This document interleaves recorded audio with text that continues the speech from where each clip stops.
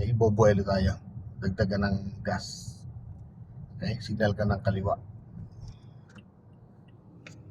Okay. So, titingnan niya kung may sakyan dyan. Kung may sakyan, huwag ka muna mag-change ang lane. Dito ka lang muna. Maintain mo lang to, yung speed, maintain din. Ngayon, wala sakyan ba sa likod? Meron. Huwag ka mag-change ha. So, dito ka lang. Maintain mo lang yung speed mo muna. Okay? Habang tinitingnan mo yung galaw nila dyan. Ngayon, may wala na. Pag wala, pump ka ng konting gas para mabilis siya na. Pero pag mayroon, huwag kang pupunta dyan na. Okay? So, dyan ka muna. Pag tumingin side mirror, sa segundo lang, balik agad dito. Sulyap ka lang dyan para hindi nawawala yung posisyon ng sakyan mo. Hindi ka nawawala sa tamang posisyon. Ano? Okay? Wala na. Change ka na lang. Go. Yan, dyan. Yan. Ngayon, silip to rin ng isang side mirror ulit. Isa pang choice tayo kasi medyo malubak dito sa area na to. Yes, isa pang. Malayo siya. Pump ka na konting gas. Malapit. Huwag kang pupunta, no? Okay. Ayan, nalalayo mo lang. Igas ka. Yung sinusundan mo tong truck na kulay green, tingnan mo yung galaw. Baka lumalapit dapat nakatitig ka dyan. So, dapat huwag kang tititig dyan masyado. Sa segundo lang, balik ka dito. Okay. So, wala na dyan. So, dagdag ka ng gas. Go, dagdag agad. Ayan. Okay. Diretso. Okay. So, ang focus mo sa unahan lang. Yung sa sinusundan mo, no? Titignan mo yung galaw niya. Ramdam mo naman yung pag lumalapit ka na eh. Okay? Pag lumalapit ka na, alalay na kagad sa brake. Ilipat mo na kagad ang paa mo sa brake. Kailangan mo nang mag-apply ng counting brake. Ano? Okay. Apply mo. Huwag yung kailan malapit na sa kakabubol ng brake. Bawal tayo mag-full stop sa expressway. Okay? Kailangan ng pag-brake dito, alalay lang.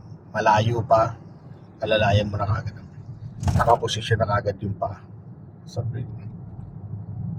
So, same lang naman pag overtake mo sa kanan, sa kaliwa, same ang procedure. Signal, tapos tingin side mirror bago lumigo. Okay? Hindi pwede yung ano muna. So, diretso lang muna tayo. Diretso lang. Huwag ka na mag-change muna. Okay? Diretso lang. Kung mag-change ka ng lane, dito ka sa kaliwa. Signal ka ng kaliwa. Meron na. Marami na. Okay. So, diretso muna. After ng sakyan na yan, meron pang kasunod. Meron. Malayo. O, dagdag ka ng gas kung malayo. Kaya lang lumapit na. Okay. So, mabilis kasi yung dating niya, no? Okay. So, yan. Yan. So, isa yan. So, dapat mapamilyar mo.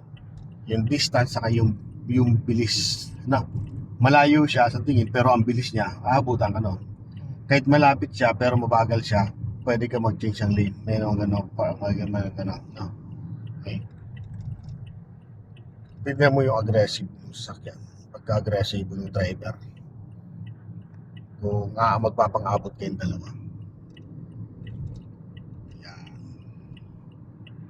Ganun lang naman ang pag-ano. Kailangan mo lang matutunan pag-change kasi pag kagaya mag-exit tayo, kailangan marunong ka mag-change ang lane. Tapos mag-entry ka, kailangan marunong ka mag-entry. Hindi pwede yung basta ka lang papasok dito sa expressway na wala kang knowledge o idea. Nahihirapan ka dito. Baka maratel ka dito, malaking disgrasya. No? So kaya dapat itinuturo yung tamang ganito. Yung tamang pag-approach, pagpasok, paglabas, pag-overtake. Okay? So tanggalin mo na signal mo. Nakasignal ka pala. Yung mga solid line na yan, bawal tayo mag-overtake yan. Kung mapapansin mo, may solid, may broken. Ano? Dito, kaya solid yan, masikip yung area.